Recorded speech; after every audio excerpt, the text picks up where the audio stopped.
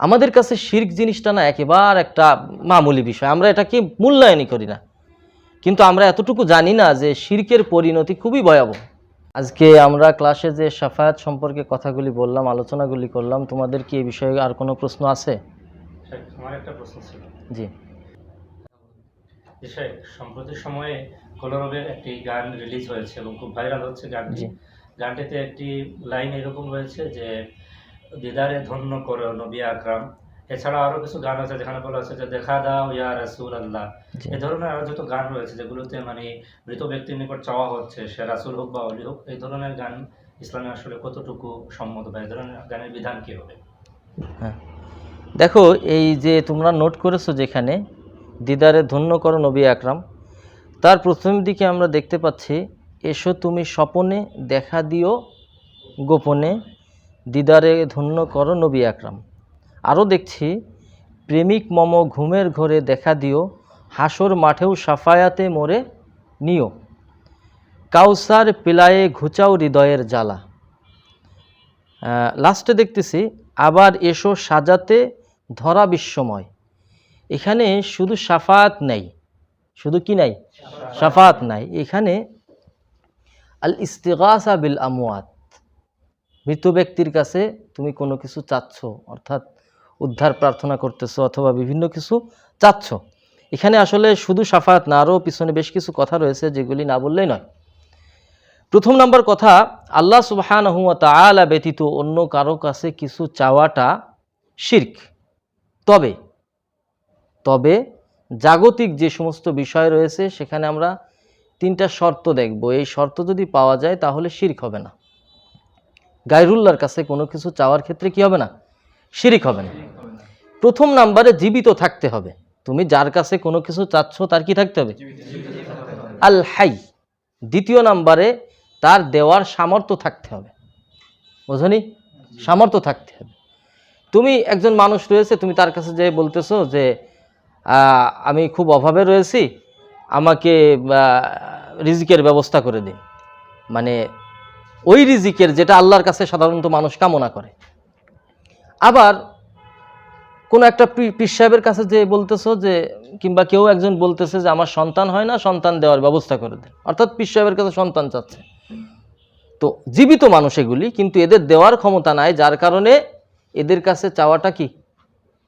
এজন্য আমরা বললাম দ্বিতীয় নম্বরে সামর্থ্য থাকতে হবে, তৃতীয় নম্বরে উপস্থিত থাকতে হবে। কি থাকতে হবে? উপস্থিত থাকতে হবে। এই ক্ষেত্রে তোমাদের মনে হইতে পারে যে শেখ বিদেশে বসে বসে আমার বাবা অনেক সময় শুনে যে তোমাদের জন্য কি লাগবে, সেক্ষেত্রে এটা কি শিরক হয়ে যাবে কিনা? তা আসলে এটা শিরক হবে না, কারণ তুমি যখন ফোনে কথা বলতেছো তখন অনেকটা সে শুনতে পাচ্ছে, উপস্থিতির কায়েম মাকাম এটা। কথা কি বুঝেছো? যার কারণে এই তিনটা জিনিস যদি জাগতিক বিষয়ে পাওয়া যায় তাহলে তাদের কাছে কোনো কিছু চাইলে কি হবে না? শিরক হবে না। এখন এইখানে দেখতেছি এসো তুমি স্বপনে। স্বপনে আসলে কেউ কারোর কাছে আসতে পারে না। আল্লাহ তাআলা যদি স্বপ্নের মাধ্যমে কাউকে দেখায়, অথবা শয়তানের পক্ষ থেকে, জিনের পক্ষ থেকে যদি শয়তানে কোনো কিছু দেখায়, এটা মানুষের ক্ষমতার বাইরে, সাধ্যের বাইরে। পৃথিবীতে কেউ বলতে পারবে না যে আমি স্বপ্নে দেখাতে পারবো।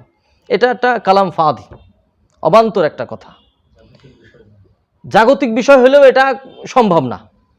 তারপরেও এটা চাওয়া হচ্ছে রাসূলুল্লাহ সাল্লাল্লাহু আলাইহি ওয়াসাল্লামের কাছে। আমরা ইনশাআল্লাহ সামনে আসতেছি। দ্বিতীয় নাম্বার রয়েছে দেখা দিও গোপনে। একজন মানুষ বেঁচে থাকা অবস্থায় সে গোপনে দেখা দিতেই পারে। বেঁচে যদি থাকে তাহলে তার কাছে তুমি গোপনে দেখা দেওয়ার জন্য আহ্বান করতে পারো, কিন্তু এখানেও তার কাছে দেখা গোপনের জন্য তিনি দেয়, এটা তুমি তার কাছে আহ্বান করতেছো। তৃতীয় নাম্বারে দেখতে পাচ্ছি দিদারে ধন্য করো নবী আকরাম, অর্থাৎ রাসূলুল্লাহ সাল্লাল্লাহু আলাইহি ওয়াসাল্লামের দিদার চাচ্ছ তুমি।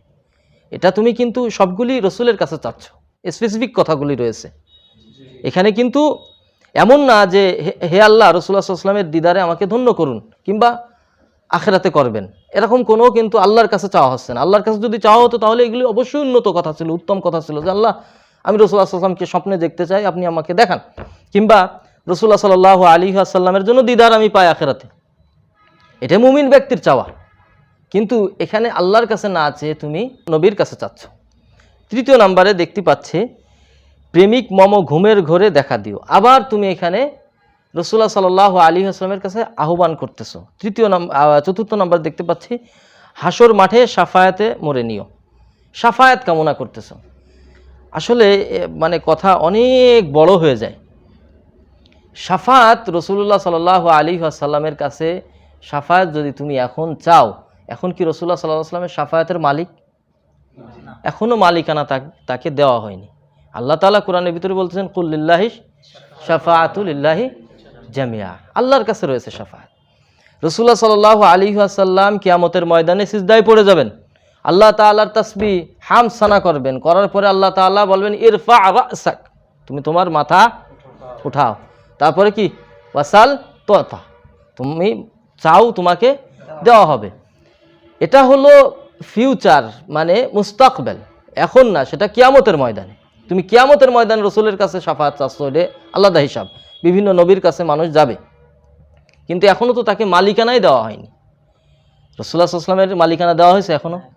তো এখন যদি তুমি শাফাআত কামনা করো, এগুলি মানে বিল ইজমা, বিশেষ করে আহলে সুন্নাহ ওয়াল জামাত, যারা মানে মেইন স্ট্রিমের আহলে সুন্নাহ ওয়াল জামাত সালফে সালেহিনের থেকে আসছে, সকলেই একমত যে মৃত ব্যক্তির কাছে এই সমস্ত শাফায়াত চাওয়া, সে নবী হোক, ওলি হোক বা অন্য কেউ হোক, এটা সম্পূর্ণ শিরকি আকবার। এটা কি শিরকি আকবার। দেখো, আমরা যদি আলোচনা করি তাহলে আরও কথা আসবে যে রাসূলুল্লাহ সাল্লাল্লাহু আলাইহি ওয়াসাল্লাম মৃত্যু কি মৃত্যু না। তো এখানে কোরআনের আয়াত দিয়ে অনেকভাবে আমরা প্রমাণ করতে পারবো যে রাসূলুল্লাহ সাল্লাল্লাহু আলাইহি ওয়াসাল্লাম দুনিয়ার জিন্দেগিতে নাই, দুনিয়া থেকে তার ইন্তেকাল হয়ে গেছে। যেমন তুমি মানে খুব বিখ্যাত একটা কাহিনী, ওমর রাদিয়াল্লাহু তাআলা আনহু যখন রাসূলুল্লাহ সাল্লাল্লাহু আলাইহি ওয়াসাল্লামের মৃত্যুর কথা শুনলেন, তখন কি বললেন? যে বলবে রাসূলুল্লাহ সাল্লাল্লাহু আলাইহি ওয়াসাল্লাম মারা গেছেন, তাকে হত্যা করা হবে। তখন আবু বকর রাদিয়াল্লাহু তাআলা আনহু কি বললেন? তিনি বললেন আম্মা বা'দু ফামান কানা মিনকুম ইয়াবুদু মুহাম্মাদান সাল্লাল্লাহু আলাইহি ওয়াসাল্লাম ফাইন্না মুহাম্মাদান ক্বাদ মাত ওয়া মান কানা মিনকুম ইয়াবুদুল্লাহা ফাইন্নাল্লাহা হাইয়ুন লা ইয়ামুত। তারপরে তিনি আয়াত তেলাওয়াত করলেন কি, ওয়া মা মুহাম্মাদুন ইল্লা রাসূল ক্বাদ খালাত মিন আফাইম। তা দেখো, সবগুলির মাধ্যমে প্রমাণিত হয় যে রাসূলুল্লাহ সাল্লাল্লাহু আলাইহি ওয়াসাল্লাম দুনিয়া থেকে চলে গেছেন। বারজাখে জিন্দেগিতে তিনি যেটা করলে ভালো হয়, আল্লাহ তাআলা তার তাকদিরে যেটা রেখেছেন, তার জন্য যেটা ব্যবস্থাপনা করেছেন, তিনি তাই করতেছেন। এখন তোমরা বলতে পারো যে রাসূলুল্লাহ সাল্লাল্লাহু আলাইহি ওয়াসাল্লামের হাদিসে রয়েছে যে তোমরা আমার উপর সালাম দাও, আমি তোমাদের সালামের উত্তর দেব। তো এখানে আসলে সল্লু আলাইয়া ফাইন্না সালাতাকুম তাবলুগুনি হাইসু কুনতুম, তাই না? অর্থাৎ তোমরা আমার উপর দুরূদ পড়ো, তোমাদের দুরূদ আমার কাছে পৌঁছানো হয়। রাসূলুল্লাহ সাল্লাল্লাহু আলাইহি ওয়াসাল্লাম সরাসরি শোনেন না, তার কাছে ফেরেশতারা পৌঁছে দেয়।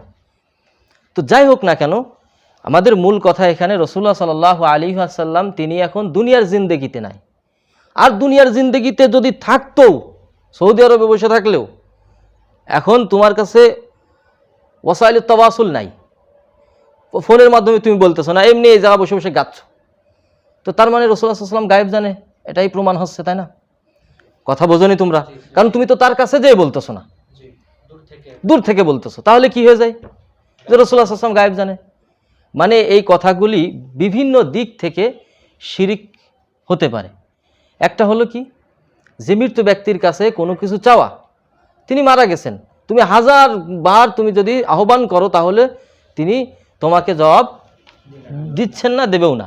তাই যদি হবে, তুমি ভালো করে খেয়াল করো, রাসূলুল্লাহ সাল্লাল্লাহু আলাইহি ওয়াসাল্লাম তার ইন্তেকালের পর পৃথিবীর ভিতরে বিশাল ফিতনা শুরু হলো। আবু বকর রাদিয়াল্লাহু তাআলা যখন খেলাফতে আসেন, তাই না? তোমার যাকাত অস্বীকার করে দেওয়া, তারপরে পাশে ভণ্ড নবীদের আবির্ভাব, বিভিন্ন সমস্যায় জর্জরিত ইসলামী খেলাফত। ওমর রাদিয়াল্লাহু তাআলা আনহু আসলেন খেলাফতে, তার সময় তাকে তো মসজিদ নববীর ভিতরে হত্যা করা হয়। ওসমান গনি আসলেন, কত কাহিনী। তারপরে যদি তুমি খেয়াল করো তাহলে দেখবা আলী রাদিয়াল্লাহু তাআলা আনহু জামানায় মানে মুসলমানদের ভিতরে ভুল বুঝাবুঝির কারণে কি হয়ে যায়, মানে মানে বিধর্মীরা যুদ্ধ বাদিয়ে দেয়, তাই না? আল্লাহ রাসূল সাল্লাল্লাহু আলাইহি ওয়াসাল্লামের কাছে কয়জন সাহাবী যে এইভাবে আহ্বান করেছেন, সকলেই সিজদায় যে আল্লাহ তাআলার কাছে কান্নাকাটি করেছেন। ওয়া ইযা সাআলাকা ইবাদি আন্নি ফাইন্নী করিব উজিবু দাওয়াতাদ দাঈ ইযা দাআন। তো মূল বিষয় আমরা যেটা বলতে চাচ্ছি, আমাদের যে সমস্ত ভাইয়েরা এ ধরনের আবেগ তাড়িত হয়ে এই সমস্ত কথা বলতেছেন, তাদের উদ্দেশ্যে আমার কথা থাকবে এটাই যে এই কথাগুলি কিছু সময় কারোর জন্য হারাম, কারোর জন্য শিরকে আসগার, কারোর জন্য শিরকে আকবার। কিভাবে? এই গজল কিংবা এই ধরনের কথা তুমি বলো বা আমি বলি বা আরেকজন বলুক বা কোনো সিঙ্গার বলুক, এইটা যখন তুমি উপভোগ করবা তখন এটা তোমার জন্য হারাম, কারণ তুমি শিরকি কথা শুনতেছো। আর যিনি বলতেছেন তিনি যদি শুধু বলার জন্যই বলে থাকেন, কোনো এতেকাদ যদি এখানে না থাকে, কোনো বিশ্বাস যদি জড়িত না থাকে, তাহলে এটা তার জন্য শিরকে আসগার। কেন শিরকে আসগার? কারণ এই বিশ্বাসটা যদি তার দৃঢ়ভাবে থাকতো যে রসুল আমার কথা শুনতেছে কিংবা রসুল আসলে দেখা দিতে পারে কিংবা ইত্যাদি ইত্যাদি, তাহলে কিন্তু এটা শিরকে আকবার হয়ে যায়। তার মানে যে জিনিস শিরকে আকবারে নিয়ে যায় ওই জিনিসটা করাটা হলো শিরকে আসগার। এটা একটা কায়দা। কথা কি বুঝেছো তোমরা? তো যাই হোক, এই কথাগুলি আমরা ভিন্নভাবে উপস্থাপন করতে পারতাম। কথা বোঝনি? মানে আমরা আল্লাহ তাআলার কাছে এই কথাগুলি আল্লাহ তাআলার কাছে চাইতে পারতাম রসুলের বিষয় নিয়ে। আবার অনেক সময় দেখা যায় মানে আরেকটা সং এই কলরব্যের ভাইদের আছে যে রোজ হাসরের বিচার দিনে তোমার শাফায়াত যেন গো পাই। অর্থাৎ তাদের শুধু নয়, বরং আমাদের বাংলাদেশে যারা কিংবা উপমহাদেশে যারা রয়েছেন, নাতে রসুলগুলির ভিতরে দেখা যায় যে আবেগ তাড়িত হয়ে তারা এমন কিছু কিছু কথা বলে ফেলেন যেগুলি মানুষকে শিরকের দিকে নিয়ে যায়। তো এজন্য আমাদের এই ধরনের আবেগ থেকে দূরে থাকতে হবে। আল্লাহ রসুল সাল্লাল্লাহু আলাইহি ওয়াসাল্লাম বলতেন ইয়াকুমুল গুলু, গুলু মানে অতিরঞ্জিত করা, বাড়াবাড়ি করা। তো এই বাড়াবাড়ির থেকে আমাদেরকে দূরে সরে আসতে হবে। ইহুদি খ্রিস্টানরা তাদের নবীদেরকে নিয়ে বাড়াবাড়ি করার কারণে কি হয়ে গেছে? ধ্বংস হয়ে গেছে। আমরাও আমাদের নবীদেরকে নিয়ে যদি বাড়াবাড়ি করি আমরাও ধ্বংস হয়ে যাব। আল্লাহ তাআলা আমাদের এর থেকে হেফাজত করুন। এবার লাস্টে আমি একটা কথা বলি, আবার এসো সাজাতে ধরা বিশ্বময়।